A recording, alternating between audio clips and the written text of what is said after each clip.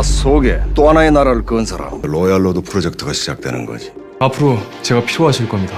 네가 준비한 마지막 퍼즐 조각을 꺼내봐. 그러면 절 정식으로 인정해 주십시오. 네가 당당하게 비선제에 입성하는 그날 이제 얼마 남지 않았어. 널 강호그룹 강인하 회장으로 만드는 거 그게 내 존재의 이유니까. 강호의 핵심만 쏙쏙 뺏어가겠다. 쓸모가 다 했으니 폐기돼야지. 대체 누가 감히 내일 땅을 날려버린 폭탄 감히 날 건드리? 우리 아버지한테 무슨 짓을 한 거야? 나한테 말했었어야지. 적어도 난 알고 있었어야지. 오늘부터 회장님을 곁에서 모시게 된 한태호라고 합니다. 진짜 게임은 지금부터야.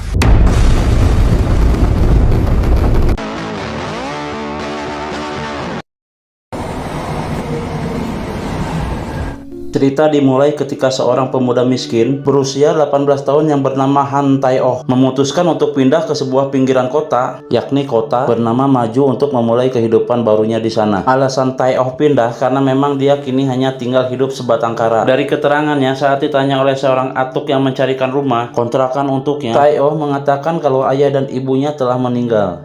그럼 보자. 어머니 전화면 어찌돼? 돌아가셨어요? Saat Tae-oh sudah mendapatkan tempat tinggal di pinggiran kota Maju, tiba-tiba ada seorang anak konglomerat yang lewat di hadapannya. Pemuda itu bernama Kang In-ha. Namun si atuk agak sedikit julid dengan hadirnya Kang In-ha di kota mereka, karena ternyata dia berada di sana karena sedang diasingkan oleh keluarganya. Dan penyebabnya adalah karena ternyata In-ha adalah anak haram di keluarga mereka. 밖에서 나온 자식은 뭐 쓸 데가 있다고.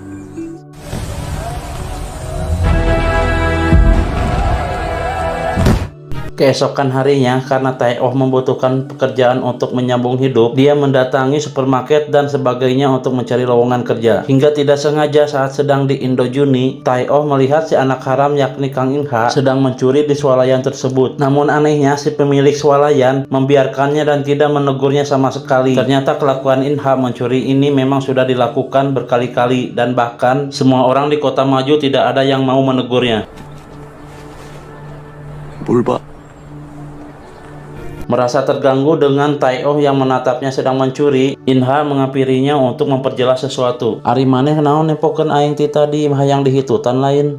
Begitulah kira-kira ucap In-ha. Namun Tae-oh tidak menggubrisnya dan malah memberinya wejangan kepadanya. Jika ingin mendapatkan perhatian, silakan curi sesuatu yang lebih besar, bukan menjadi pencuri kelas teri. Ternyata Tae-oh tahu tindakan kriminal yang dilakukan oleh In-ha adalah karena semata-mata karena ingin mendapatkan perhatian dari warga kota Maju.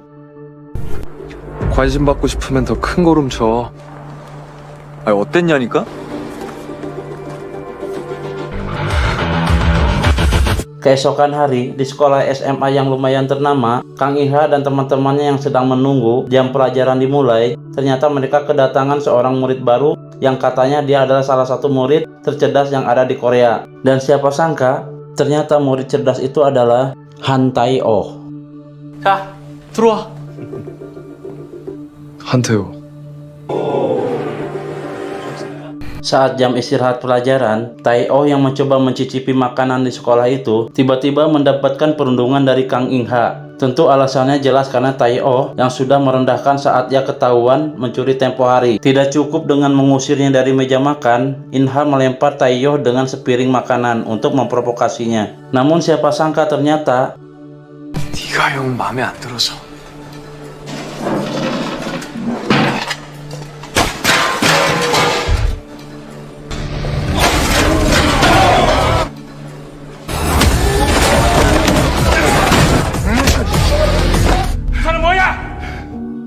kejadian itu hari pertama di sekolah barunya, Tae-oh pun mendapat hukuman dan tidak boleh mengikuti pelajaran. Begitu juga dengan In-ha. Mereka diberikan sanksi untuk segera pulang karena berkelahi. Namun saat hendak pergi, tiba-tiba Tae-yong mendapatkan telepon entah dari siapa yang membuatnya sangat panik dan segera berlari menuju ke sebuah tempat.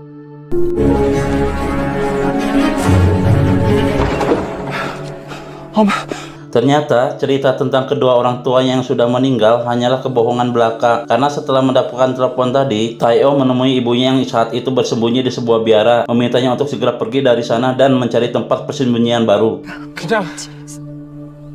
그냥 좀 빨리 가라고! Ternyata orang yang meneleponnya dan membuatnya sangat panik adalah ayahnya sendiri. Rupa-rupanya ayahnya yang saat ini sedang berada di dalam penjara karena dahulu pernah hampir membunuh mereka berdua. Setelah mengetahui ibunya masih hidup dan sedang bersembunyi di tempat itu, ia pun memberikan peringatan kepada Tae-oh bahwa ia telah menyebarkan seluruh anak buahnya untuk membunuh ibunya, tak peduli dimanapun mereka berada. Dan oleh sebab itu Tae-oh pun segera memindahkan ibunya pergi jauh agar ayahnya tidak bisa menemukannya. 내가 빵에 있다고 안심하지 말라고. Setelah mengetahui ayahnya masih mengincar mereka, Tae-oh pun pergi ke sebuah sasana boxing untuk melatih dirinya agar bisa membunuh ayahnya suatu hari nanti. Namun tidak disangka sasana itu adalah tempat latihannya Kang In-ha. Melihat Tae-oh yang sepertinya ingin berlatih boxing, yang walaupun mereka bermusuhan, nyatanya Kang In-ha meluangkan waktunya dan bersedia melatih Tae-oh. Bukan tanpa alasan dia bersedia melatihnya.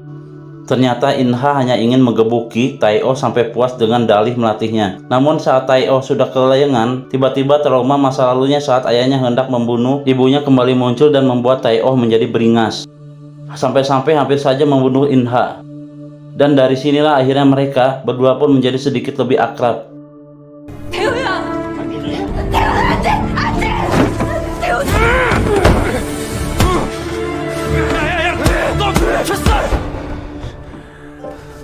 네가 이겼어, 이 새끼야.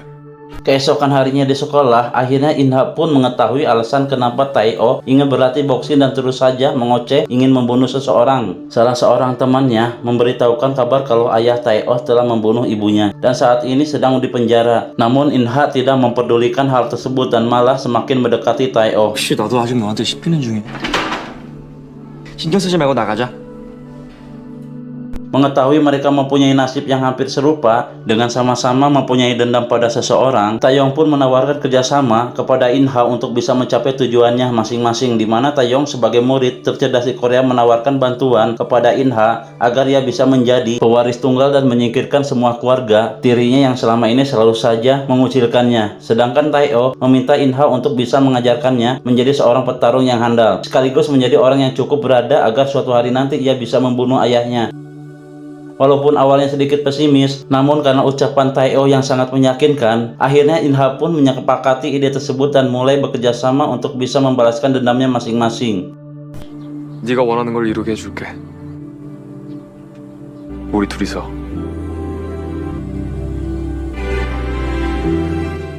Sekian tahun berlalu sejak Tae-oh bekerja sama dengan In-ha, kini Tae-oh sudah menjadi asisten dosen yang mengajar di sebuah universitas. Tentu pencapaian ini terbilang mudah, karena Tae-oh adalah murid tercerdas di Korea sambil menjalani rutinitasnya yang sangat padat dari mengajar, kerja sampingan, dan lain-lain. Tae-oh tetap memprioritaskan tujuan mereka, yakni membantu In-ha untuk menjadi pewaris tunggal atas perusahaan Kang-oh Group milik ayahnya. 그래서 오늘 뭐 할 거야? 자세한 건 안에 메모해놨으니까 봐. 또 먹어봐. 이 양고기. Dan kita akan melihat keseluruhan dari keluarga tiri In-ha yang selama ini mengasingkannya. Ada putra tertua yakni Kang In-ju, putra kedua Kang Sung-ju, ibu tirinya Jang Gum-sok, adik tirinya Kang Hyu-ju, dan tentu ayahnya sendiri, Kang Jung-wo, pendiri dari perusahaan Kang-oh Group. Pada hari itu, mereka sedang bersantap malam seperti biasa, sambil sedikit membahas siapakah di antara mereka yang akan menjadi penerus perusahaan Kang-oh Group.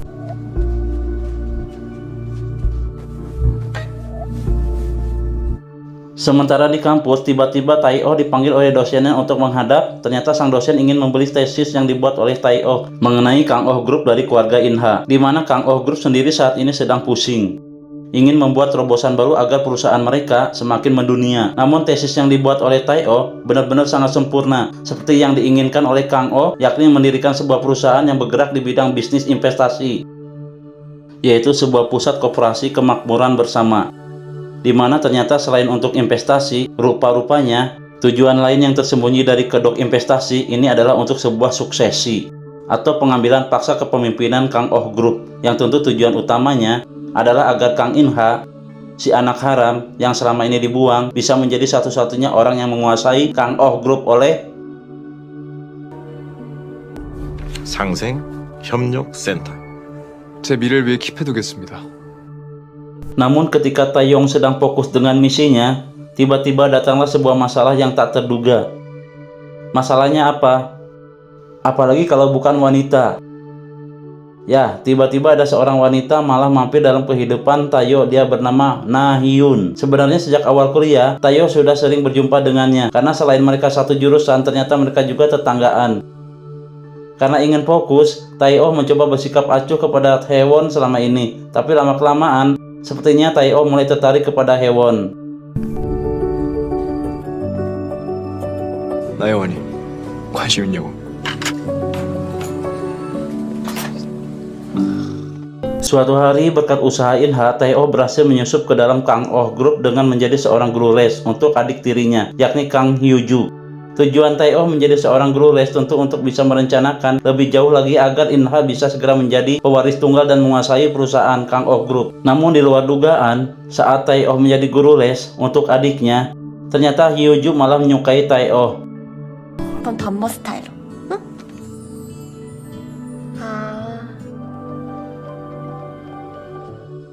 Sekembalinya dari mengajar, tiba-tiba Inha mengucapkan pernyataan yang membuatnya terkejut. Rupa-rupanya Inha menyukai dan meminta Tae-oh untuk mencari tahu di manakah Hwon tinggal, pekerjaannya apa, dan lain-lain sebagainya. Tentu mendengar ucapan Inha, Tae-oh pun jadi bimbang karena memang dia juga menyukai Hwon. Dan sepertinya lagi-lagi wanita memang adalah biang kerusakan dari persahabatan seorang pria.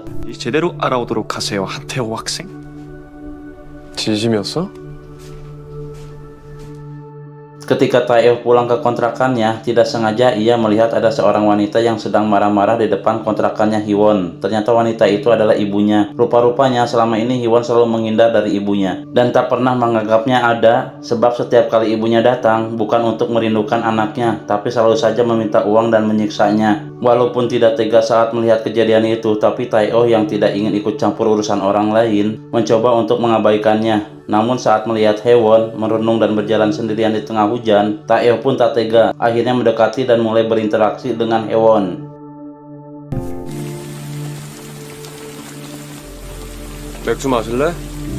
재수없게 쌩까더니 왜?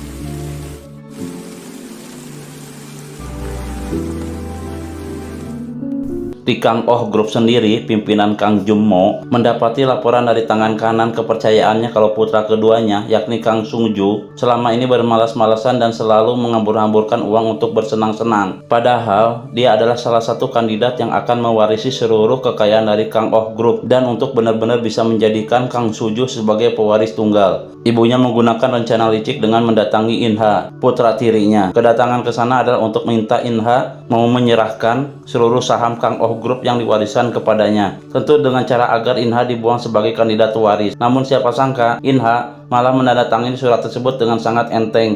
Yang rupa-rupanya semua ini sudah ditebak oleh Tae-oh jauh-jauh hari dan juga termasuk siasat mereka. 장금석 이사장이 널 부를 거야. 정해져 있어. 포기해야지. Untuk merayakan rencana mereka yang sudah berjalan sejauh ini, Tae-oh dan Inha memutuskan untuk makan-makan besar di rumahnya. Inha pun pergi ke swalayan untuk membeli minuman. Namun tidak disangka, ia malah bertemu dengan Hwon di sana. Dan ya sudah, Inha pun mengajaknya sekalian untuk makan-makan bersama. Karena kontrakan Tae-oh sempit, mereka pun memutuskan untuk pergi ke rumah Inha. Namun sebelum pergi, tiba-tiba Hwon malah entah yang bercanda atau tidak, dia sedikit menyatakan perasaannya kepada Tae-oh. 오늘 너 좀 귀엽다. 왜 하라는 소리로 들려?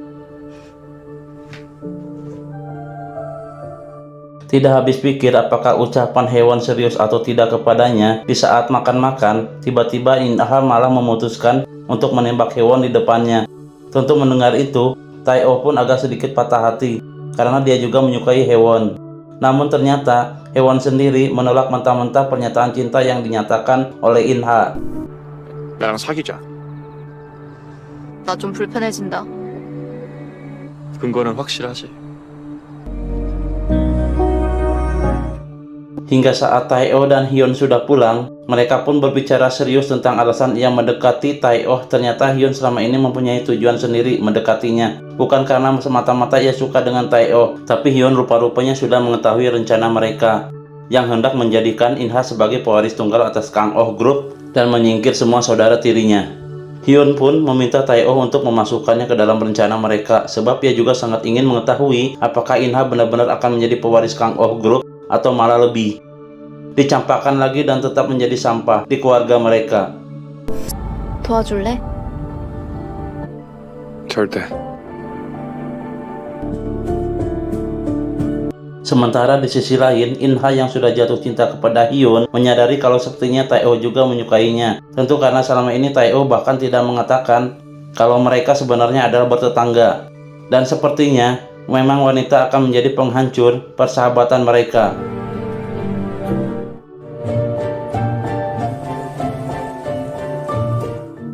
Beberapa hari kemudian di kediaman Kang Oh Group saat sedang makan malam, Kang Hyo-ju sang putri tunggal yang sangat manja tiba-tiba meminta pimpinan Kang untuk mengundang In-ha makan malam bersama mereka. Tentu mendengar nama In-ha membuat semua orang marah kepadanya, karena Kang In-ha selama ini anak haram yang tidak pernah mereka anggap. Putra tetua pun Kang Ju ikut murka kepada Hyo-ju. Namun siapa sangka pimpinan Kang malah menyetujui ide itu dan mengundang langsung In-ha untuk makan malam bersama mereka esok lusa.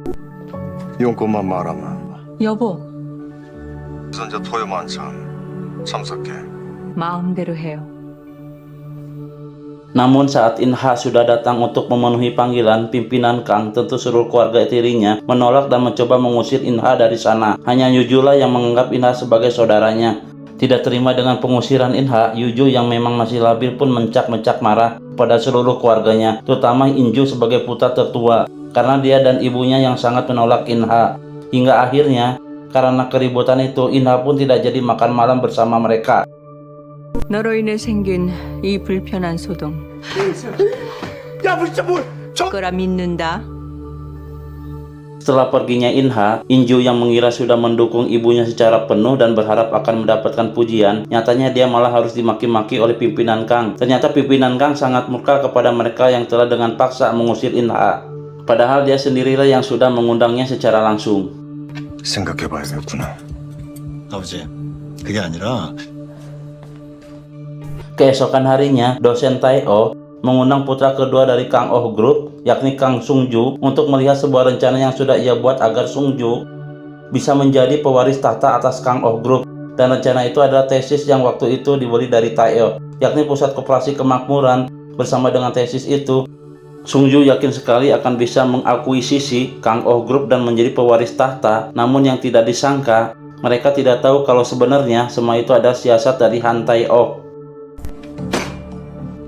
강우의 미래. 아이 고맙게도 날 믿어주다니.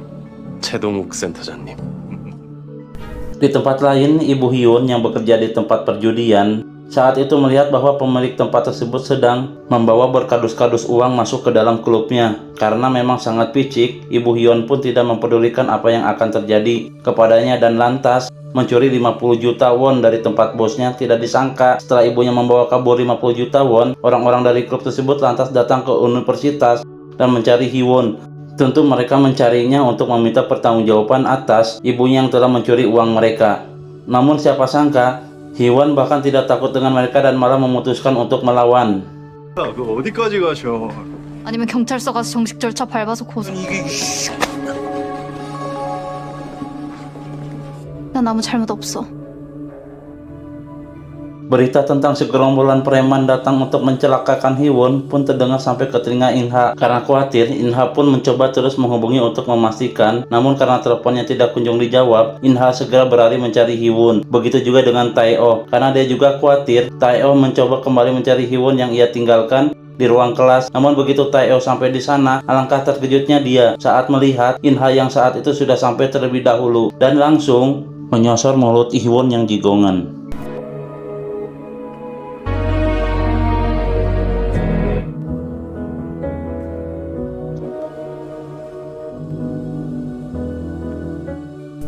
Setelah hatinya hancur melihat Hyun yang dicipok oleh In-ha, Tae-oh pun mencoba menghentikan Hyun yang saat itu hendak menginap di rumah In-ha untuk menghindari bahaya kalau para preman mencarinya. Sebenarnya Tae-oh ingin sekali menyatakan perasaannya kepada Hee-won, tapi kata-kata itu tidak kunjung terucap dari bibirnya karena takut persahabatan dengan In-ha akan hancur. Hee-won yang padahal sudah berharap Tae-oh juga membalas perasaannya pun akhirnya memutuskan untuk lebih memilih In-ha. Kalau gua jadi dia, gua tembak, gua cium tuh. Karena cintanya yang bertepuk sebelah tangan.